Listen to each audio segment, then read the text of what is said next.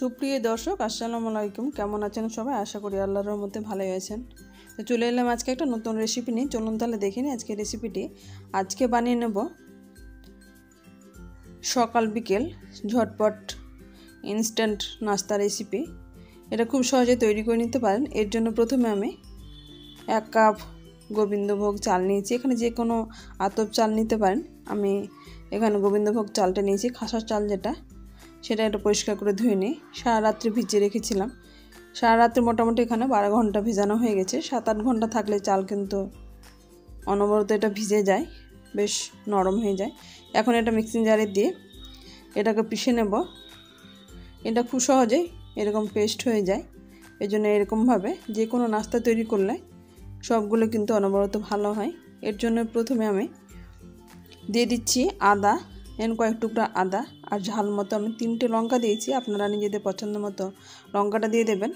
এখন যে বাকি চালটুকু আছে সেটুকু দিয়ে দেবো, আর অল্প অল্প জল দেবো। একেবারে কিন্তু সবগুলোই আমি জল একেবারে দিয়ে দিচ্ছি না, অল্প জল দিয়ে এটা আমি পেস্ট করে নিয়েছি। অ্যান্ড পেস্টটা দেখে বুঝতে পারছেন এখানে মোটামুটি 30 থেকে 40 সেকেন্ড মিক্সিং জারটা ঘোরালেই হবে, তাহলে কিন্তু এরকম ফাইনভাবে পেস্টটা হয়ে যায়। আমার ব্যাটারটা দেখে বুঝতে পারছেন আমি এরকম জল, যেহেতু ভিজার সময় যতটুকু জল টেনেছে সেই জলটা এক্সট্রা, আর বেশি আমাকে জল ব্যবহার করতে হয়নি। এরকমভাবে একটা বাটির মধ্যে আমি নিয়ে নিলাম। এখন এখানে দিয়ে দিচ্ছি 1/2 চামচ মতো গোটা জিরে, স্বাদ মতো লবণ, 1/2 চামচেরও কম আছে হলুদ গুঁড়ো। এখন এটাতে ভালোভাবে একটা মিক্সিং জার দিয়ে এটা মাখিয়ে নেব। এখানে বেশি আর ফাটানো দরকার নেই, যেহেতু মিক্সিং জারে বেশ এটা ফাটানো হয়ে গেছে।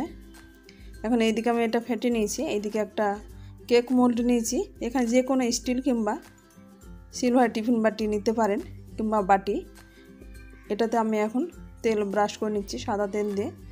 এটা তেল মাখিয়ে নিলাম যাতে নাস্তাটা সহজেই বেরিয়ে আসে। এখন এইদিকে তেলটা ব্রাশ করে নিলাম। মোটামুটি এখানে আমার 15 মিনিট হয়ে গেছে এটা মাখানো।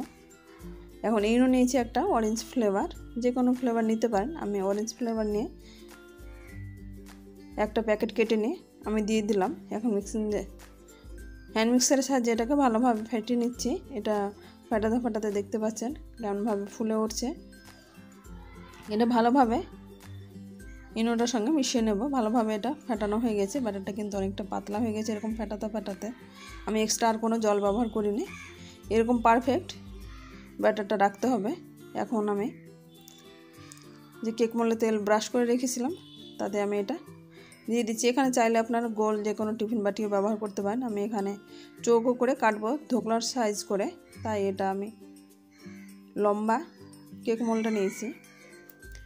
এখন এটা কয়েকবার আমি একটু ঠুকে দিচ্ছি যাতে ভেতরে কোনো গ্যাপ না থাকে, কিংবা একটা চামচের সাহায্যে এরকমভাবে নেড়ে দিতে পারেন।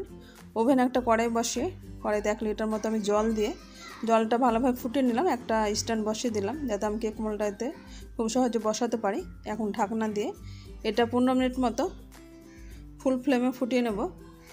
আমি এটা বড় আছে ব্যাটারটা, বেশি ছিল বলে আমি 20 মিনিট এটা এইদিকে এটা ভাপিয়ে নেব। অন্যদিকে একটা ওভেনে ফ্রাই প্যান বসিয়ে এখানে দিয়ে দিলাম সরিষার তেল, 1/2 চামচেরও কম সরিষা, গোটা জিরে, কাঁচা লঙ্কা অর্ধেক করে চিড়ে দিয়েছি, কারি পাতা, আর 2 চামচ মতো চিনি দিয়ে 1/2 কাপ জল দিয়ে এটা আমি এইদিকে ফোড়ন দিয়ে নিলাম। অন্যদিকে আমি 20 মিনিট পরে দেখাচ্ছি একটা টুথপিকের সাহায্যে। এরকমভাবে টুথপিকটা কিন্তু পরিষ্কারভাবে বেরিয়ে আসছে। যে কোনো চামচ কিংবা কাঁটা চামচ দিয়ে এটা চেক করে দেখে নিতে পারেন। পরিষ্কার হয়ে আসলে কিন্তু এটা সেদ্ধ হয়ে গেছে ভালোভাবে। এখন আমি একটা প্লেটের মধ্যে এটা ঢেলে নিলাম। দেখলেন খুব সহজে এটা বেরিয়ে আসলো। আমি এখানে চামচ ছাড়া এটা বের করে নিলাম। এখন এটা একটা চাকুর সাহায্যে কেটে নিচ্ছি। কাটাটা দেখে বুঝতে পারছেন কতটা সফট এবং ফ্লাফি হয়েছে। চাকুটা বসে যাচ্ছে এরকমভাবে। এখন আমি যে কারি পাতা ফোড়নটা দিয়ে রাখলাম সেটা উপর দিকে আমি ছড়িয়ে দেবো, এবং রসটা গরম গরম অবস্থায় ভেতর দিকে যেতে পারে, তখন খেলে এটা কিন্তু বেশ ভালো লাগে।